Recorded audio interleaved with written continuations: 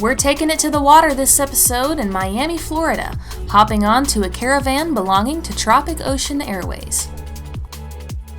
We'll talk with CEO Rob Ceravolo about how he founded an airline on floats. Tropic Ocean Airways sets the industry standard for safety and professionalism, servicing the Bahamas region from southern Florida. I'm Rob Ceravolo, the CEO and founder of Tropic Ocean Airways. I started the company actually in 2009. I was an active duty Navy pilot at the time. I flew the F-14, F-18, and F-5, and I was stationed in Key West, and I had this idea and dream to always have a seaplane company. I actually read Screw It, Let's Do It by Richard Branson in 2009, right after I graduated Top Gun. But going back, I was a big Jimmy Buffett fan. Where's Joe Merchant was one of my favorite books. I read it in college. And if you remember the story, Frank Bama was a Navy pilot that becomes a seaplane pilot and gets into all these adventures. So I had this great idea and I was going to do it when I retired. But after I got back from this trip, I rode motorcycles through Italy with a buddy of mine. I decided, you know what, it's a good time to start a company. And I sold my house, my car, had a nice boat. I sold a kayak at one point, and I bought a little Cessna 206, was actually over there in the corner. And we started the business down in Key West. And I was still stationed at the time down there. Went to get my seaplane rating up at Jack Brown Seaplane Base in Central Florida. And my instructor, Nick Veltri, was actually became a very close friend and partner in the business, but at the time he was an instructor down there, or up there. And he's like, hey man, take your shoes off, let's go fly around. And I've been used to wearing 40 pounds of flight gear and boots and everything else. And it was just the coolest experience flying around, at 60 feet, 60 knots in a Cub looking at alligators. So I obviously fell in love with it. And I told him, I said, hey, look, I'm going to start this company. You should come down at Key West and check it out sometime. 6 months later, he moved down there. Took us a year and a half to get the business off the ground. We were licensed in March of 2011. And around 2012, we moved the company to Fort Lauderdale. I saw a great opportunity here for the Bahamas to actually start servicing the Bahamas. There really wasn't any commercial seaplane service that was regular going back and forth. So we had a chance to start flying service right out of the Miami Seaplane base out to Bimini. And then after that, I brought in some partners and investors in 2014. Met a gentleman who was trying to build a house in the Bahamas. He said, it's really difficult to get out here. I said, by the way, I'm starting a company, so maybe you want to check this out. And he saw the need for it, and he invested. And from then, we built the company to, at our peak, we were 14 airplanes flying in 5 different countries. Post-COVID, we brought the company back a little bit, so we're currently operating 10 airplanes in 3 countries. We also send airplanes up to New York City in the summer. So we fly with Blade up there from the New York City to the Hamptons, which is a great business up there as well. But really, I look at the seaplanes and the amphibious aircraft as a way to solve transportation problems. So if you look at the islands of the Bahamas, there's 700 islands and only about 60 airports, right? So when developers come in to build places in the Bahamas, what they do is they destroy the islands, they rip up the mangroves. And we say, look, we can create air service without having to spend $30 million to build runways and destroy the islands and preserve the islands. We stick a little dock in there, and now we have an airline service going straight there. You look at places like New York City, Miami that are congested, and you put a dock, and now you have air service in and out of these congested areas. And the seaplanes, it's not just leisure, too. It's a lot of business travel. People need to get from point A to point B in a quick manner. And also, we do stuff like medevac. So one of our airplanes is about to launch a medevac, the one you just flew on. It takes about an hour to convert it from a passenger service to a medevac service, and it's on its way out to an island to go rescue someone who's currently injured. And a few other really neat things that I think the company has done over the years, and the way we use the airplanes, is also disaster response. So I'm not sure if you know our history, but in 2015, Hurricane Joaquin destroyed the southern Bahamas, hit the southern Bahamas. It was so far south, it wasn't really on the news, and we started hearing about it, so we sent airplanes down there, and we found people like sitting on a beach looking for rescue. The airports were underwater. And within a day, we actually started running all of this service down there. And in 6 days, we rescued 33 people and carried about 50,000 pounds of aid. We did that year after year after year. And when Hurricane Dorian wiped out the northern Bahamas, it was a massive hurricane, Cat 6 plus if they had that. And sat over the northern Bahamas for like 2.5, 3 days, just decimated it. Marsh Harbor Airport was underwater.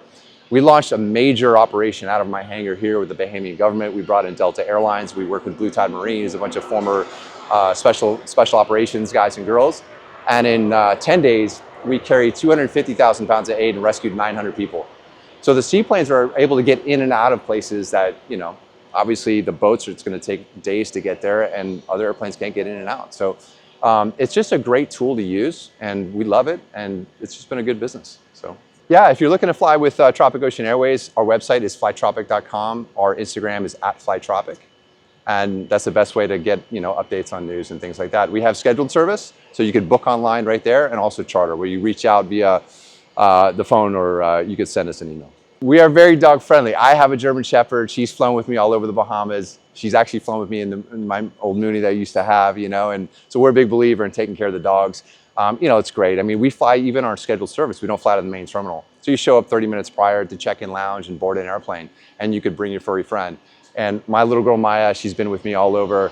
She loves the airplane, and she gets nervous when we're flying, and then when she lands, she's excited again. But she knows the airplane, so whenever she sees it, she gets all excited because she knows she's going somewhere fun. After talking with Rob, he walked us over to the Tropic Ocean Terminal, where we met pilots Marcus and Antonio to go on a flight.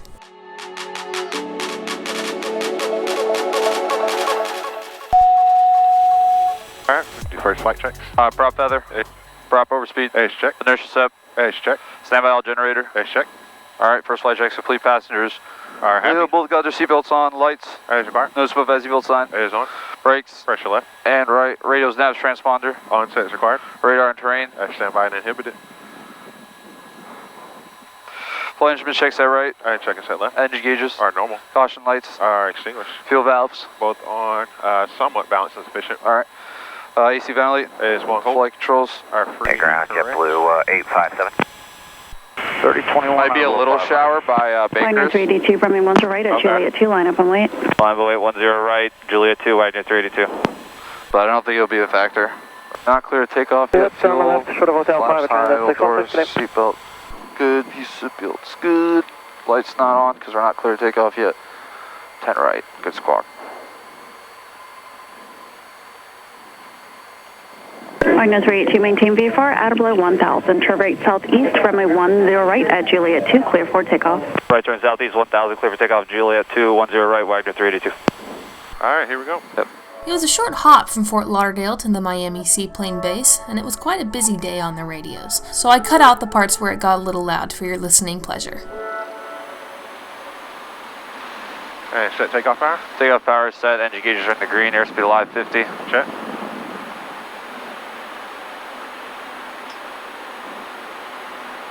$70. Check.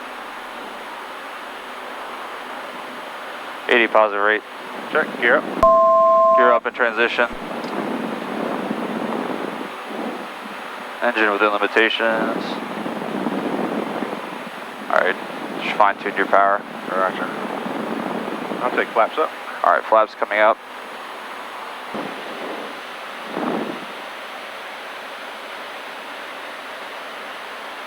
Yeah, so to turn right, we have to, if we're doing a sharp turn, we have to tap the brakes. Sometimes we have to hold the brakes down to taxi, to turn to the right. And sometimes if we're stopped and we're trying to make a sharp right turn, we have to apply a little bit of power to help turn. It's not like a 172 where you can just turn like a little go-kart. You want me to bug? What do you want me to bug? 800, please. All right, 800. Just hang out right here. Okay. Got the intercoastal in sight. We're just going to track right along there and set up for left base. Okay. Sweet. That's quick. What's the minimum depth that you need to land for water? About like 4 feet. Yeah. It's like the safe bet. Yeah, 4 feet is on the safe side. Yeah, safe side. Yeah, for sure. And then I guess something to watch out with amphibs too is probably, your gear. If your gear are out, then that's a bad day, right? Oh, if you're landing with gear out. Yeah. 100%. I think that's all those videos you see of them flipping over. Yeah. Yeah. Oh boy. Yeah, not a pretty day on that one. No. All right, I'm starting to get Miami in sight, so that means they're going to have some visibility when we get down there. So we're golden.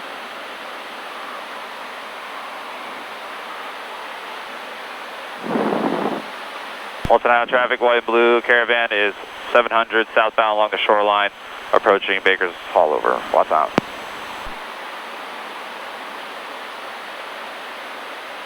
Is this a pretty busy stop? For when the banner towers are out, yeah, there's about 5 banner towers out at a time when it's midday. What do they use for that? Do they use Pawnees for that? What's that? Do they use Pawnees for that? Like the airplane? I'm not sure which aircraft they use. I have the city skyline in sight. Same.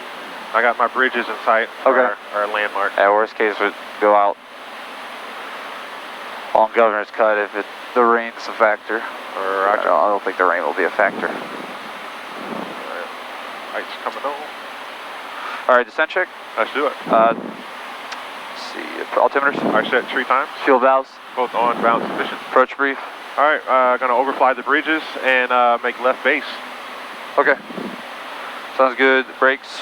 I got pressure left. And right. Nose above fast people sign. Is on. Zero cockpit. Maintain. All right, push for land on your call. Roger. Watson Island traffic, white and blue Caravan is 600 southbound, approach about 2 miles north of Venetian, inbound for Miami Seaplane base. Watson Island traffic. All right, got a tower in sight, no factor. Same. All right, we can do approach before landing. All right, ORM. All right, first landing of the day. We got our visual points looking good. Yep, slight rain, might just be vigilance. If we need to go around VX, go around check. Roger. And gear selected up, 4 blue, 4 bolts blue, disc, water. Select that verified up left side, water. Flaps on your call, propeller forward, radar is already on standby. I'll take approach flaps, please. All right, speed checks below 150. Gear selected, 4 blue, 4 bolts blue, disc selected up. Select that verified up left side, water. Lights is required, yacht amps already away. Personal land in progress. Excellent. It's actually sunny right where we need to be, so. Perfect. 500.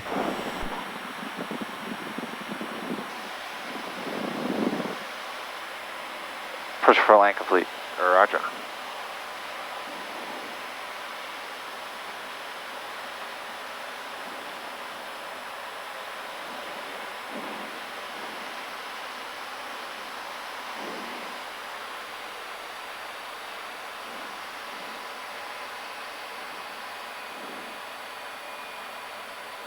Flaps coming up.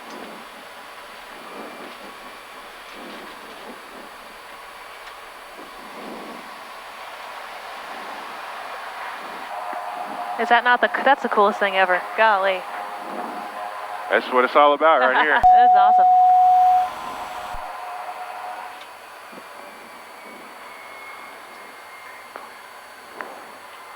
Y'all should come up to New York and film up there too. Oh yeah, that'd be sick. Float planes up there as well? Yeah, we go up there every summer. Nice. I work with a company named Blade. It's like Uber, but for I've heard of Blade, that's neat. Is that a Tropic Ocean that does that, or are you guys? well, we partner with them. Okay, gotcha. So how does that work? I mean, do y'all, what exactly is the mission up there? I mean, are y'all taking passengers back and forth from? So we work with Blade, and they have customers who will book a flight on an app or over the computer, and they'll take a flight from the East River Okay. in Manhattan to the East Hampton or wherever they would desire from in that area.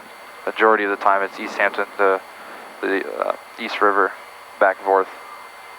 Very cool. And then we ferry the planes up there, like at a certain time in May, and we get all set up there with our hotels and stuff. Nice. And then we go for it. After landing, lights stay on, flaps are up, transponder no factor, standby power is off, fuel condition low, water is down, flight plan is no factor. After landing, check complete. Roger.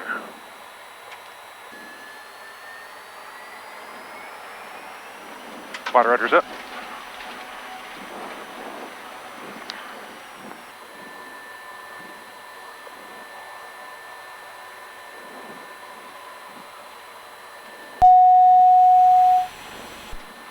Well, Marcus, Antonio, thank you so much for your time. I mean, that was probably the coolest landing I've ever experienced. Water, I want my float so bad, but water, and also like we're next to the cruise ships in downtown Miami with a beautiful skyline in the background with an awesome airplane that you guys use for charters, so that's really cool. 100%. Yeah, thank you guys Doesn't so much. doesn't get any better than this. Oh, okay, can't. What a cool job. So where do people find out about you if they want to charter a trip down to the Bahamas? Flytropic.com. There you Okay, go. flighttropic.com, they just go, is it bookings all done through that website and everything? So you go on there, on that website, flytropic.com, and if you scroll down, you'll find a phone number to reach out to. You can also go on the website and you can request a charter, and a charter specialist will reach out to you when that request comes in. Awesome. Well, thank you guys so much. And anybody that's interested in chartering a trip from Fort Lauderdale down to the Bahamas should definitely reach out to these guys. I mean, really professional. I hardly had time to ask you questions. Y'all had your flows down great, so that was awesome. For sure. All right, you guys, well, thank you so much for watching this episode of Flying Doodles. We appreciate all your support and subscriptions.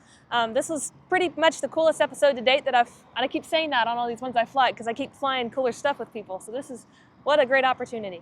Y'all check out our Patreon. We'll have some behind the scenes of our Florida trip while we were down here, and we'll see you next time.